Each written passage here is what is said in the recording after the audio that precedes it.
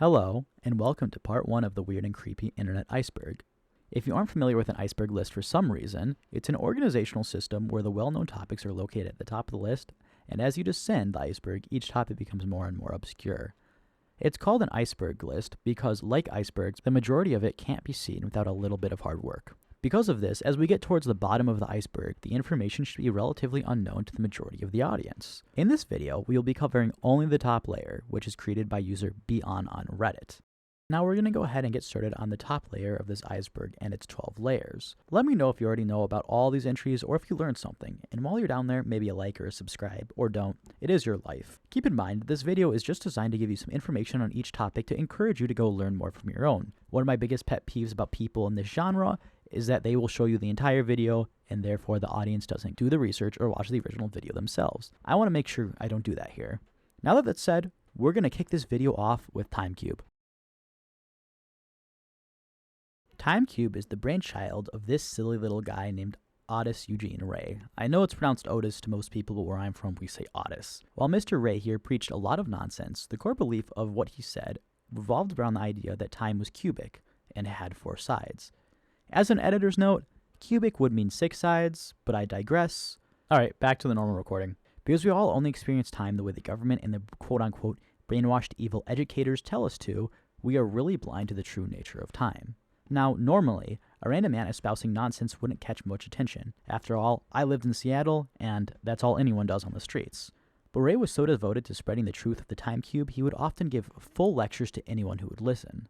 He at least once hosted a lecture at MIT where he discussed his ideas. Additionally, while he was there, he issued a challenge to the professors of MIT where he promised $10,000 to anyone who could disprove him.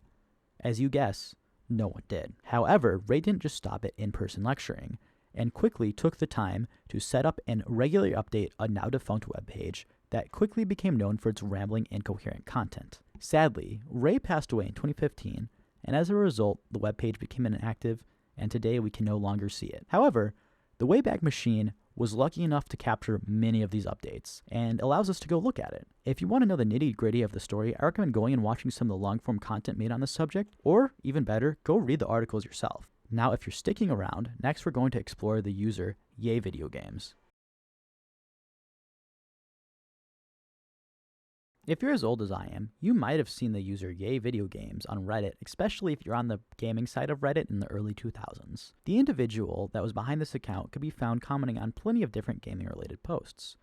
However, to be on this list, they had to have done something strange, and indeed they did. Starting one fateful day in 2010, Yay Video Games suddenly left a post that would become notorious. After this post you're seeing now, I debated whether or not I wanted to record everything that this post said, but I know that I often listen to content like this, so for those of you who are just listening, here is what it says. Ubisoft goes Steamworks bye-bye, always on DRM. Ubisoft goes Steamworks bye-bye, always on DRM. Go Steamworks bye-bye, always on DRM. Ubisoft goes Steamworks bye-bye, always on DRM.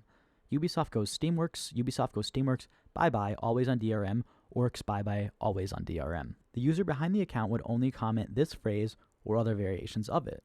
Sometimes he would even post links to creepypastas and other cryptic websites. Today, no one knows why. To date, nobody knows what causes sudden behavioral shift, though there are a number of theories. Feel free to go look into more of them yourself. Our next topic is Ted the Caver. If you've been on the internet for as long as I have, you'll likely know this is the first ever creepypasta, and if you don't, hopefully what I tell you will be enough to convince you to go check it out for yourself. On Angelfire, an ancient site that used to host your own webpage, our narrator, who calls himself Ted, recounts his experiences in a cave near his house. Ted brings along one of his friends, and they are both very experienced cavers. During the exploration of this cave, they discover a small opening into an unexplored part of the cave and decide that they want to open it up. During the process of widening and opening up large enough to get into this new part of the cave, they brought down lots of different tools and took multiple trips. During these trips, they started to notice strange things like bad smells and random gusts of wind. Eventually, they made it just wide enough for Ted to squeeze through, but his friend couldn't. On the other side, he discovered things like hieroglyphics in a vast unexplored area of the cave. Eventually, in his journal, he details why him and his friends decide to never go back and revisit that cave. I highly suggest you read the rest of the story as it is one of the earliest creepypastas, and if you are illiterate, there are a ton of people online who will read it to you. In the meantime, we're going to talk about rotten.com. We're not going to spend a lot of time talking about this because I don't like to support things like this, but what you need to know is it was a shock site that hosted various images which depicted gore or other depraved acts, and you never really knew what you were going to see because it just showed a link and then a tagline that they tried to be humorous with. Now, let's talk about something actually interesting, like soupontheSideMouse.avi. Now, I want to note that I'm not saying soup on the side. I'm really trying to say another word, but YouTube doesn't like that. And even though I have no subscribers, this is my first ever YouTube channel and YouTube video, I don't want to get on YouTube's bad side from the very beginning. So when I say soup on the side, you can infer what I mean. Now that we have that out of the way, this is part of a classic creepypasta where the writer tells about this creepy video of Mickey that is supposed to exist. In the original post, they describe it as a black and white loop of Mickey walking while the sound of someone banging at a piano is heard until the audio is completely cut. The video is supposed to last 9 minutes, and Mickey looks noticeably different. And with the last couple of minutes, the background starts to decay and there's a screaming as the audio. Supposedly, the author of this post saw someone who had seen this video, and what they saw caused them to suffer and utter, "Real suffering is not known," 7 times before promptly reaching for a nearby service weapon in order to end their own life. They end this post by asking for anyone who has seen it to send the video to them. Now, there is also a video that is supposedly the video the original poster is looking for, but the description given by the writer does not match the video, which can be found on YouTube. The two actually have quite a few noticeable differences. Most notable is the appearance of Mickey and the ending image with the sentence, "The sights of hell brings its viewers back in," written in Russian. I recommend you read the original post and then watch the video for yourself. Now, if you're afraid of the possible kinetohazard, hazard, next we're going to be talking about Horse eBooks. Horse eBooks was a performance piece that used Twitter as its medium. I personally hate Twitter, or X as some of the kids call it, so I missed this account during its activity, which I'm extremely sad about because I would love to have seen and retweeted things like, "Crying is a great exercise." This account was run by a member of the BuzzFeed news staff named Jakov Bakila, who attempted to appear as a spam bot that tweeted out strange and cryptic stuff. A couple of my favorite tweets from him are the previously mentioned "Crying is a great exercise" and "Never go to bed." I think the post had the perfect balance of cryptic and funny personally. Now, if you're interested, the account is still up on X. And if you want to see the entire post history, I recommend going to the account and looking, but if you're hungry for more, next up is Captain Coochie's. If you don't know, Captain Coochie's key lime pie is one of the best key lime pies you could ever have.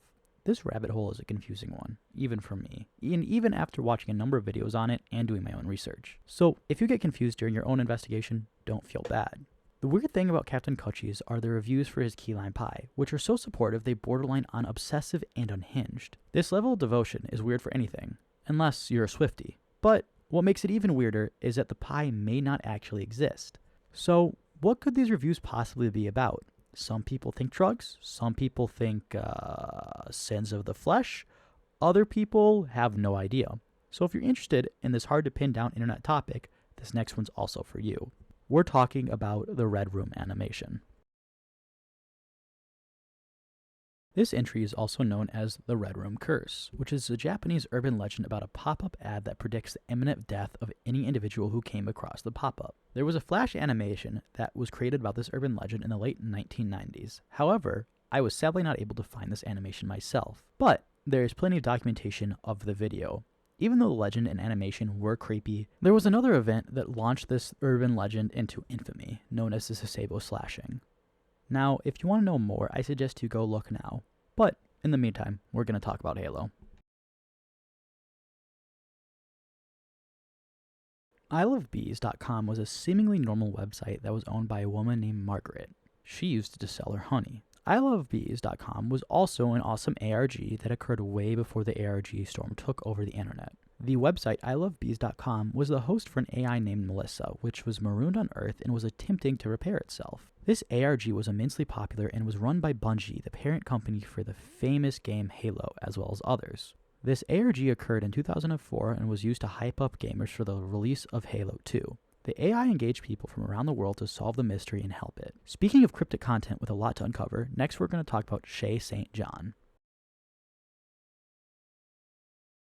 Shay St. John is an accomplished model, But by the time we're introduced to her, she covers her face behind a plastic mask and uses wooden hands to interact with the world around her. Supposedly, she's a survivor of a grisly train accident and has been extremely disfigured. However, instead of going to get corrective surgery, she uses mannequin parts to fix the damage done. These videos starring her and a movie were able to be found on YouTube, but the creator Eric Forner has passed away and the account has thus disappeared. There are, however, many accounts devoted to preserving his works. The best way I could describe these videos are surrealist horror comedy, and I recommend you watch them for yourself because nothing that I can say can prepare you for what you're going to see. Next, we're going to take a detour from media and into puzzles with Cicada 3301. Cicada 3301 was and is one of the largest internet puzzles that was ever conceived. From 2012 through 2014, a number of puzzles were published onto the internet from sites ranging from 4chan to Twitter, with the goal of recruiting highly intelligent individuals. These puzzles involve things like cybersecurity and cryptography. We still don't know who put these puzzles out there and if there ever was truly an endgame or a final puzzle, but the majority of the internet agrees that it was a recruitment tool for a shadow organization of some sort. These puzzles were extremely complex and had multiple steps that involved either world traveling or collaboration with people from around the world. Part of why this puzzle still captures the internet's collective attention is because we haven't solved the whole thing, but the parts we did solve were complex and it was clear that somebody put a lot of hard work into making it happen. For example, I was one of the people that managed to solve the first step, which led me to a phone number that when I called, congratulated me and set up the trail for the next part of the puzzle. However, I didn't have the time, money, or motivation to continue on to that step. If you want to know more about this, there are plenty of videos out there and articles that explain everything that we know. For our final entry, we're going to take a step back from shadow organizations and look at a strange webcomic known as Jerk City. Jerk City, or as it is known now as Bone Quest, is an NSFW comic that was originally created using Microsoft Comic Chat. These comics have 4 main characters named Pants, Rans, Deuce, and Spigot.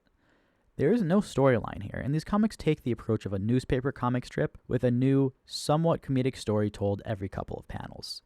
These comics are very strange, and their meaning, or lack therefore of, goes over my head. If this type of humor is your thing, I recommend you check them out, but you'll have to search for Bone Quest, as Jerk City is now the domain for a Jamaican restaurant. That's all the entries for this level of the iceberg in this video.